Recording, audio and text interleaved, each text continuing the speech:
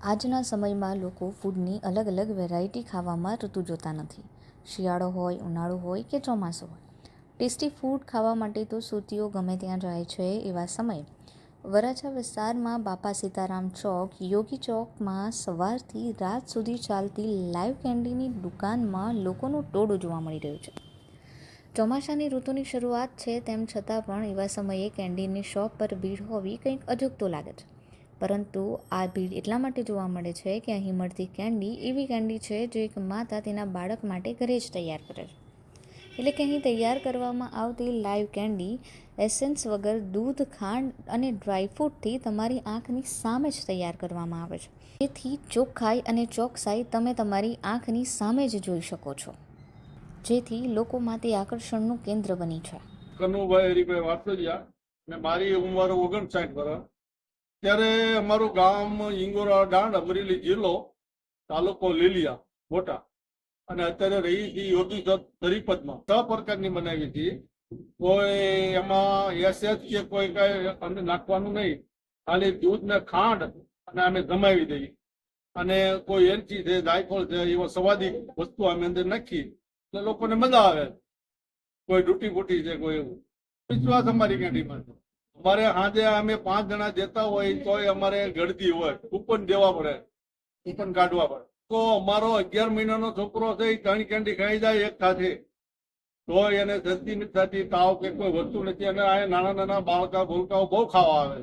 એ પરિસ્થિતિ તો અમારે એમાં જ રોટલા નીકળે ને બધા ખાઈ પી ભાડું ભરી, એવું બધું 3-4 મહિના ચાલુ કર્યું છે આ સિઝનમાં. બહુ સારો નો પસંદ થતું હોય, નો પગાતું હોય એટલે પછી આપણે મદદ તો કરવી પડે ને એને. એમ દીકરીઓ 2 દીકરા બધા ઘરે બારે થઈ ગયા છે, અને દીકરાની ભેગા અમે બધા સાથે મળીને રહીએ છીએ. 8 વાગે ખોલી નાખી. સુરતના વરાછા વિસ્તારમાં રહેતા કનુભાઈ અને તેમનો પરિવાર મૂળ સૌરાષ્ટ્રના વતની છે અને છેલ્લા કેટલાય સમયથી કોઈ વ્યવસાય શરૂ કરવાનો વિચાર કરી રહ્યા હતા. એવા સમયે તેમને લાઈવ કેન્ડીનો વિચાર આવ્યો. તેમણે તેની શરૂઆત કરી. તો કેન્ડી ગ્રાહકોની સામે જ તૈયાર કરે છે. એટલું જ નહીં, જો ગ્રાહક તેનો સામાન લઈને જાતે આવે તો તેનાથી પણ કેન્ડી તૈયાર કરી આપે છે. કનુભાઈના મતે ડ્રાયફ્રૂટ, માવા, ચીકુ, પાર્લેજી બિસ્કિટ, કેરી, તૂટી ફૂટી, દૂધ તેમજ જરૂરિયાત મુજબ ખાંડનો ઉપયોગ કરીને તે એ રીતે કેન્ડી તૈયાર કરે છે જેનાથી બાળકો બીમાર ના પડે. બહાર મળતી આઈસ કેન્ડીની સામે તેઓ આ પ્રકારની કેન્ડી બનાવીને લોકોનો વિશ્વાસ જીતી રહ્યા છે. તેઓ તેમના ઘરના નાના નાના બાળકોને પણ આ કેન્ડી આપે છે અને તેમને શરદી ખાંસી થતી નથી તેવું તેમનું કહેવું છે.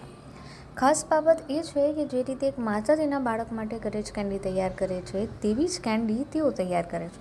માત્ર 15 થી 20 મિનિટમાં જ આ કેન્ડી તૈયાર થઈ જાય છે.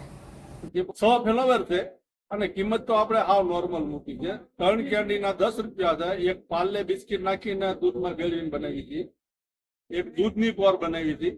એ છોકરાઓને ડૂટી ફૂટી નું વધારે છે એટલે સેજ ડૂટી ફૂટી નાખી ને દૂધની બનાવી હતી. અને એક પ્યોર ચીકુની બનાવી હતી. ચીકુ કાપી સુધારી હારા ચીકુ લાવી અને ચીકુની બનાવી હતી.